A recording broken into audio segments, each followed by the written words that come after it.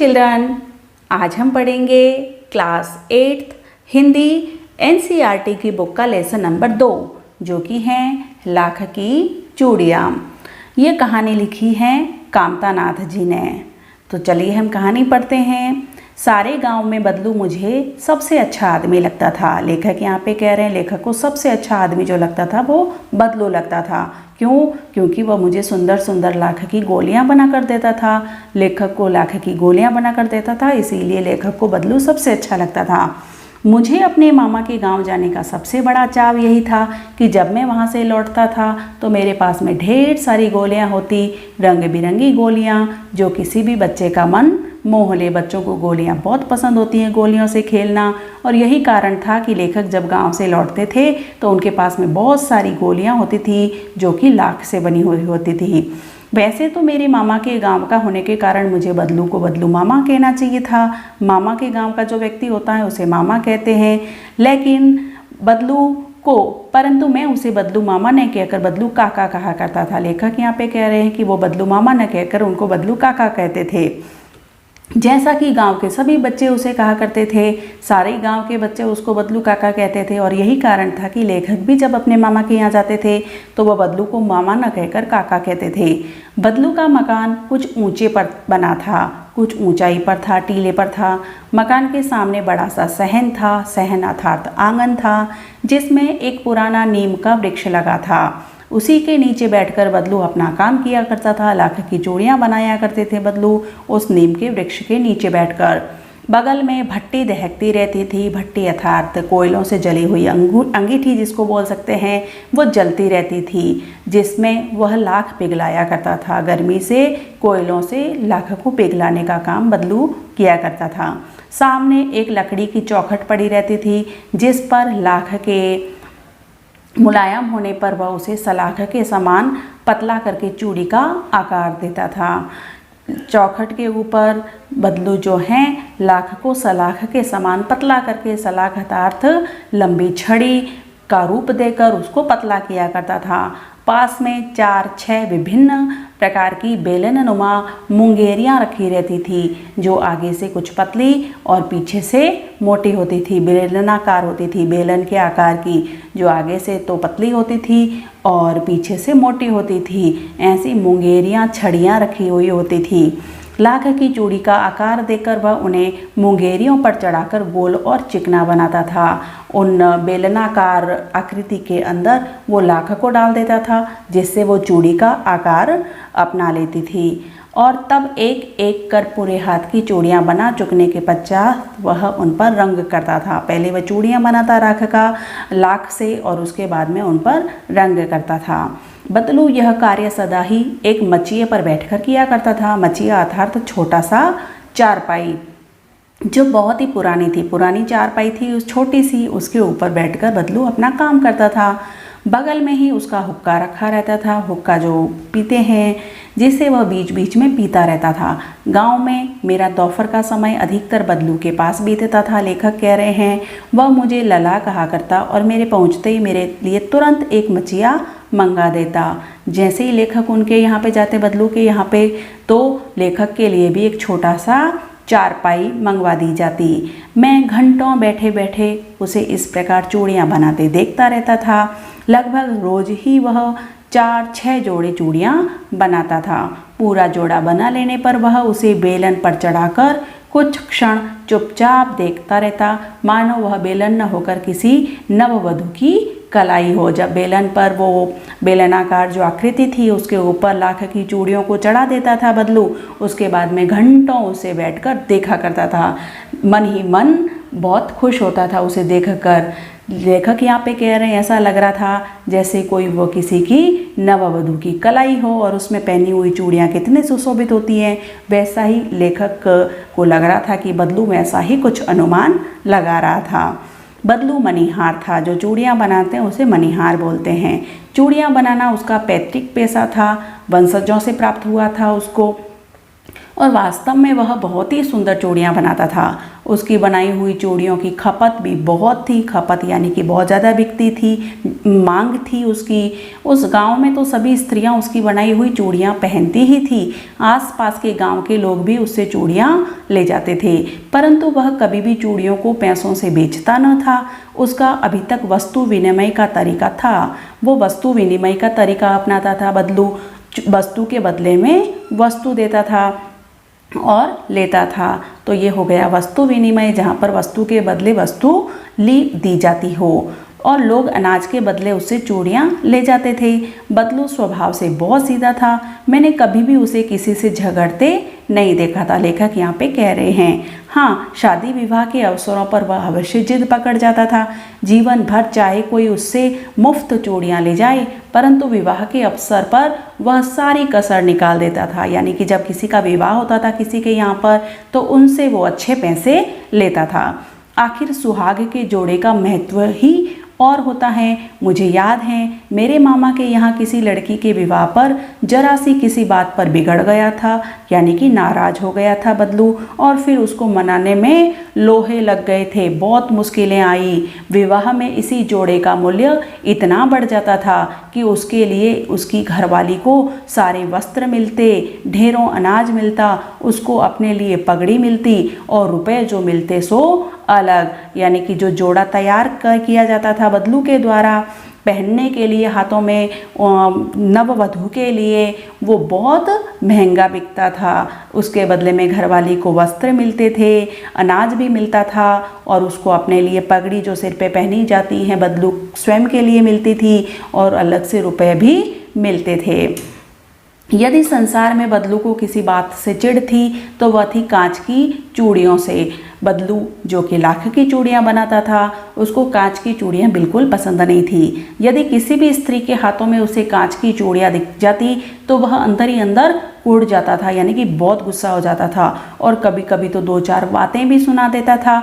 मुझसे तो वह घंटों बातें किया करता था।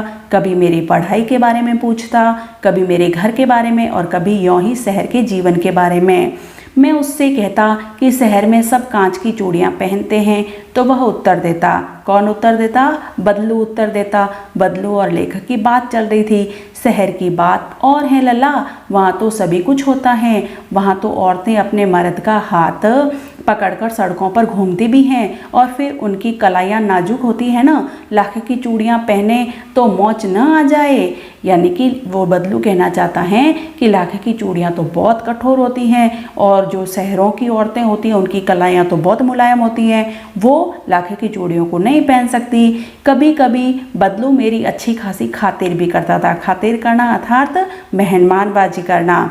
जिन दिनों उनकी गाय के दूध होता वह सदा मेरे लिए मलाई बचा कर रखता, और आम की फसल में तो मैं रोज उसके यहाँ से 2-4 आम खा आता।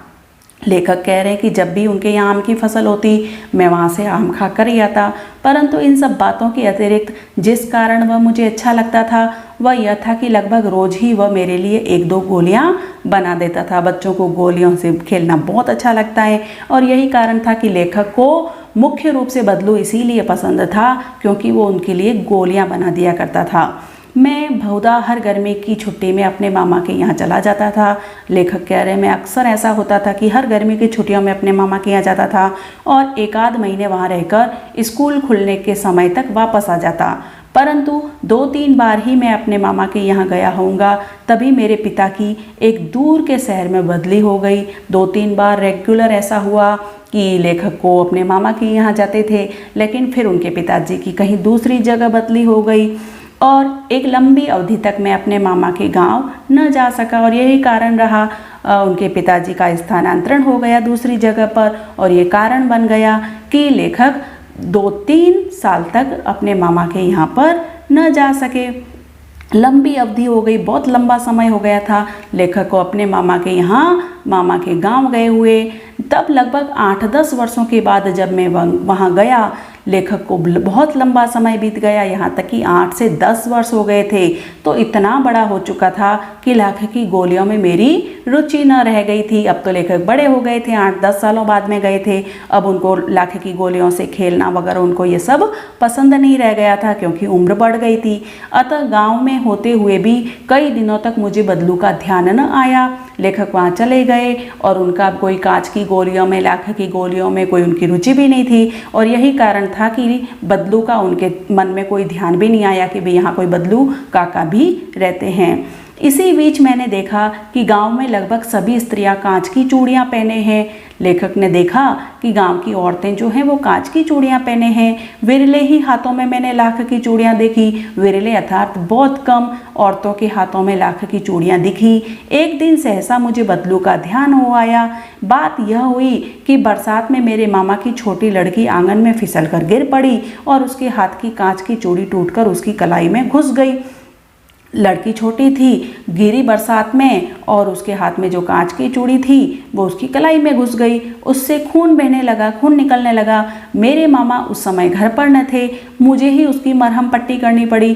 तभी सहसा मुझे बदलू का ध्यान हो आया। मैंने सोचा कि उससे मिल आऊं। लेखक ने सोचा कि बदलू से मिलकर आ जाता हूँ। अतः शाम को मैं घूमते घूमते उसके घर चला गया। बदलू वहीं चबूतरे पर नीम के नीचे एक खाट पर लेटा था। खाट अर्थात चारपाई। नमस्ते बदलू काका, मैंने कहा। नमस्ते भैया, उसने मेरी नमस्ते का उत्तर दिया और उठकर खाट पर बैठ गया।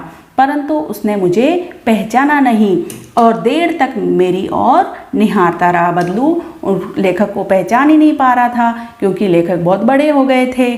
तो काफ़ी समय तक लेखक की ओर बदलू काका निहारते रहे।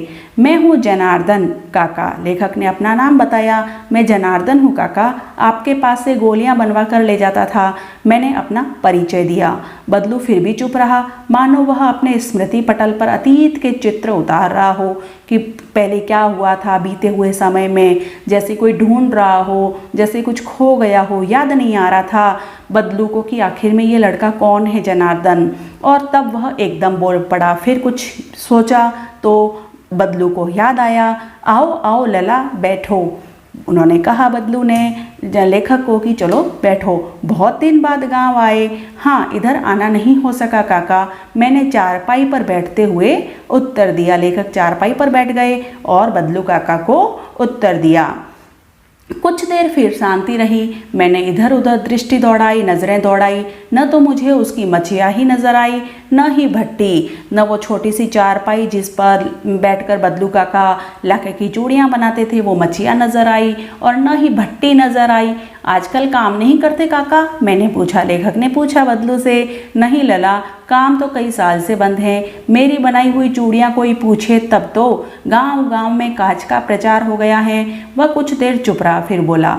मशीन युग है ना यह लला, आजकल सब काम मशीन से होता है। खेत भी मशीन से जोते जाते हैं। फिर जो सुंदरता कांच की चूड़ियों में होती है लाख में कहाँ संभव है।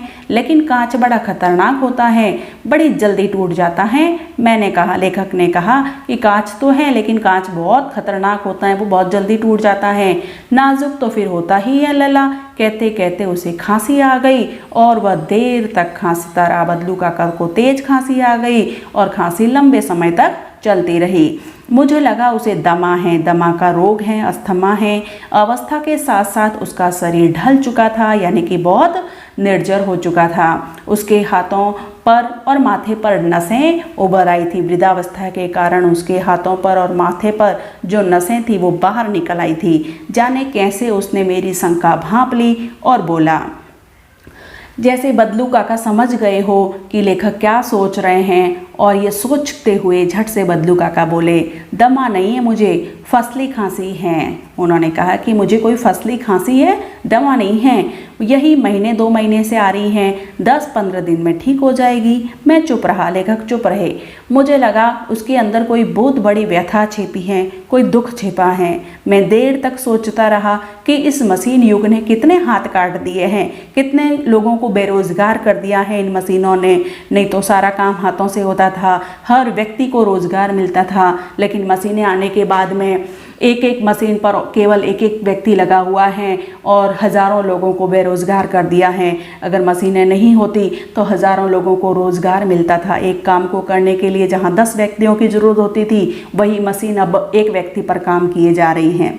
कुछ देर फिर शांति रही जो मुझे अच्छी नहीं लगी। लेखक कह रहे हैं शांति होने पर मुझे अच्छा नहीं लगा। दोनों के बीच में कोई वार्तालाप नहीं हुआ, कोई बात नहीं हुई। फिर आम की फसल अब कैसी है काका, लेखक ने पूछा। कुछ देर पश्चात मैंने बात का विषय बदलते हुए पूछा। भाई चूड़ियों की बात छोड़ दी और अब आम की बात लेखक करने लगे। अच्छी है लला, बहुत अच्छी हैं, उसने लहक कर उत्तर दिया। अंदर अपनी बेटी को आवाज़ दी। अरे रज्जो, लला के लिए आम तो ले आ। फिर मेरी ओर मुखातिब होकर बोला, मुख लेखक की ओर करके बोला, माफ़ करना लला, तुम्हें आम खिलाना भूल गया था। नहीं नहीं काका, आम तो इस साल बहुत खाए हैं। वाह वाह, बिना आम खिलाए कैसे जाने दूंगा तुमको, बदलू काका ने लेखक को कहा। मैं चुप हो गया। मुझे वे दिन याद हो आए जब वह मेरे लिए मलाई बचा कर रखता था। गाय तो अच्छी है न काका, मैंने पूछा। गाय कहाँ है लला, 2 साल हुए बेच दी, कहाँ से खिलाता। इतने में रज्जू उसकी बेटी अंदर से एक डलिया में ढेर सारे आम ले आई। यह तो बहुत है काका, इतने कहाँ खा पाऊंगा, मैंने कहा। लेखक ने कहा कि भाई आपकी लड़की रज्जू जो है वो इतनी सारी एक डलिया भरकर, एक जो होता है बांस की टोकरी, उसमें भरकर आम लेकर आई थी। तो लेखक ने कहा भाई मैं तो इतने सारे तो कैसे खा पाऊंगा। वाह वाह, वह हंस पड़ा। कौन, बदलू काका। शहरी ठहरे ना, शहर के रहने वाले हो ना, इतने कैसे खा पाओगे। मैं तुम्हारी उम्र का था तो इसके चौगुने आम एक बखत में खा जाता था। एक बखत अर्थात एक समय में मैं इससे 4 गुने आम खा लेता था। आप लोगों की बात और है, मैंने उत्तर दिया। किसने उत्तर दिया, लेखक ने, कि भाई आप तो गांव के हो, आप तो बहुत मजबूत व्यक्ति हो। अच्छा बेटी, लला को 4-5 आम छांट कर दो, सिंदूरी वाले देना, यानी कि सिंदूरी कलर के देना जो अच्छे पके हुए हो। देखो लला कैसे हैं, इसी साल यह पेड़ तैयार हुआ है। ये जो सिंदूरी आम वाला जो पेड़ है वो इसी साल तैयार हुआ है। रज्जो ने 4-5 आम अंजुली में लेकर मेरी ओर बढ़ा दिए, अपने हाथों के अंदर लेकर लेखक की ओर बढ़ा दिए। आम लेने के लिए मैंने हाथ बढ़ाया तो मेरी निगाह एक क्षण के लिए उसके हाथों पर ठिठक गई। जैसे ही रज्जो ने हाथ आम बढ़ा देने के लिए बढ़ाया तो लेखक ने उसके हाथों की तरफ देखा। गौरी गौरी कलाइयों पर लाख की चूड़ियाँ बहुत ही फब रही थी। लेखक ने देखा कि गोरी गोरी कलाइयाँ थी और उस पर लाख की चूड़ियाँ पहनी हुई थी जो बहुत सुंदर लग रही थी। बदलू ने मेरी दृष्टि देख ली। बदलू समझ गए कि लेखक क्या देख रहे हैं और बोल पड़ा, यही आखिरी जोड़ा बनाया था जमींदार साहब की बेटी के विवाह पर। लेखक को कहा बदलू काका ने कि ये मैंने आखिरी चूड़ियों का जोड़ा बनाया था, वो भी जमींदार साहब की बेटी के विवाह पर बनाया था। 10 आने पैसे मुझको दे रहे थे, इस जोड़े के मुझको 10 आने पैसे दे रहे थे। मैंने जोड़ा नहीं दिया, कहा शहर से ले आओ। मैंने उनको नहीं दी 10 पैसे में ये चूड़ियाँ और मैंने इनको कह दिया कि भाई शहर से लेके आ जाओ। मैंने आम ले लिए और खाकर थोड़ी देर पश्चात चला आया। मुझे प्रसन्नता हुई कि बदलू ने हार कर भी हार नहीं मानी थी। उसका व्यक्तित्व कांच की चूड़ियों जैसा न था कि आसानी से टूट जाए। उन्होंने सस्ते दाम में चूड़ियाँ देना उनको मंजूर नहीं था और वो अपनी जिद पर अड़े रहे, क्योंकि इतनी अच्छी चूड़ियाँ थी तो कम से उसका सही मूल्य आना ही चाहिए था। और बदलू इसी बात पर अड़े रहे और यही कारण था कि बदलू ने कांच की लाख की चूड़ियाँ जमींदार साहब की बेटी के लिए देना स्वीकार नहीं किया, क्योंकि वो कांच की चूड़ियों के जैसा उनका व्यक्तित्व नहीं था जो आसानी से टूट जाए। कांच की चूड़ियाँ तो बहुत जल्दी टूट जाती हैं। तो इस तरह से ये कहानी पूरी हो गई। आगे हम इसके क्वेश्चन आंसर्स देखेंगे जो हैं। सबसे पहला जो क्वेश्चन है वो है, बचपन में लेखक अपने मामा के गांव चाव से क्यों जाता था। तो बचपन में लेखक अपने मामा के गांव कांच की लाख की गोलियां प्राप्त करने के लिए बड़े चाव से जाता था। और बदलू को बदलू मामा ने कहकर बदलू काका क्यों कहता था, क्योंकि वहाँ गांव के सारे लोग बदलू को बदलू काका कहते थे और यही कारण था कि लेखक भी उनको काका ही कहा करते थे। वस्तु विनिमय क्या है? वस्तु विनिमय वस्तु के बदले वस्तु का देना लेना वस्तु विनिमय है। वस्तु दो और वस्तु लो। जिस तरह से जो बदलू काका हैं वो कैसे देते थे वस्तु के बदले वस्तु? बदलू काका जो लाख की चूड़ियाँ बनाते थे तो वो लाख की चूड़ियों के बदले में क्या लेते थे? वो लाख की चूड़ियों के बदले में अनाज लेते थे। तो इस तरह से वस्तु विनिमय हो गया। विनिमय की प्रचलित पद्धति क्या है? अभी वर्तमान में विनिमय की प्रचलित पद्धति जो है वो मुद्रा है। विनिमय की वस्तु के बदले में क्या लिया जाता है? मुद्रा ली जाती है। मशीनी युग ने कितने हाथ काट दिए हैं? इस पंक्ति में लेखक ने किस व्यथा की ओर संकेत किया है? लेखक ने व्यथा की ओर संकेत किया है कि वर्तमान में बहुत से लोग बेरोजगार हो गए हैं मशीनी युग होने से, मशीनीकरण होने से, मशीनों के आने से लोग बहुत ज़्यादा बेरोजगार हो गए हैं। जहाँ पहले हज़ारों लोग काम करते थे वहाँ एक आदमी मशीन पर लगा हुआ है और सारे काम हो रहे हैं। और यही कारण है कि लोग को रोजगार नहीं मिल रहा है, रोजगार की समस्या उत्पन्न हो गई है। बदलू के मन में ऐसी कौन सी व्यथा थी जो लेखक से छिपी न रह सकी? यही व्यथा थी कि भाई आजकल जो लाख की चूड़ियों का है वो ज़माना ख़त्म हो गया, मशीनी युग आ गया है और लोग सब मशीनों से बनी हुई वस्तुओं को खरीदना पसंद कर रहे हैं। मशीनी युग से बदलू के जीवन में क्या बदलाव आया? वो बेरोजगार हो गए। उनकी जो इतनी अच्छी उनके द्वारा जो वस्तुएं बनाई जाती थी उनका कोई मोल भी नहीं रहा, उनकी कोई पहचान नहीं रही। तो आपने मेले बाजार आदि में हाथ से बनी चीज़ों को बिकते देखा होगा। आपके मन में किसी चीज़ को बनाने की कला सीखने की इच्छा हुई हो और आपने कोई कारीगरी सीखने का प्रयास किया हो तो अपने विषय में लिखिए। लाख की वस्तुओं का निर्माण भारत के किन किन राज्यों में होता है? लाख से चूड़ियों के अतिरिक्त क्या चीज़ें बनती हैं आपको बताना है।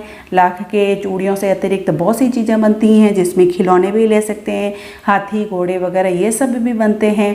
तो आपको इसके बारे में पता करना है। आगे के जो अनुमान और कल्पना है वो आपको अपने स्तर पे इनके क्वेश्चन आंसर्स आपको करने हैं। इसके एक बार हम शब्दार्थ देख लेते हैं। चाव, चाव यानी कि रुचि, तीव्र इच्छा, सलाख यानी कि धातु की छड़, मुंगरी यानी कि गोल, मुठियादार लकड़ी जैसे में हमने कहा था वहाँ पे जैसे कोई बेलनाकार आकृति थी, पैतृक यानी कि पूर्वजों का, पिता से प्राप्त या पुश्तैनी, खपत यानी कि माल की बिक्री, वस्तु विनिमय पैसों से न खरीद कर एक वस्तु के बदले दूसरी वस्तु को लेना, पगड़ी सिर पर लपेटकर बांधा जाने वाला लंबा कपड़ा, मरहम पट्टी जख्म का इलाज, घाव पर दवा लगाकर पट्टी बांधना, मचिया बैठने के उपयोग में आने वाली सुतली आदि से बनी छोटी चौकोर खाट, मुखातिब होना यानी कि देखकर बात करना, डलिया बांस का बना एक छोटा सा पात्र, फबना यानी कि सजना, शोभा देना, अच्छा लगना, सुंदरता बढ़ाना, उसे कहते हैं फबना। तो इस तरह से हमारा ये लेसन हो गया कंप्लीट। इसके क्वेश्चन आंसर्स हैं वो डिस्क्रिप्शन में दे देंगे जिससे आप अपनी नोटबुक में आराम से कर सकते हैं। धन्यवाद।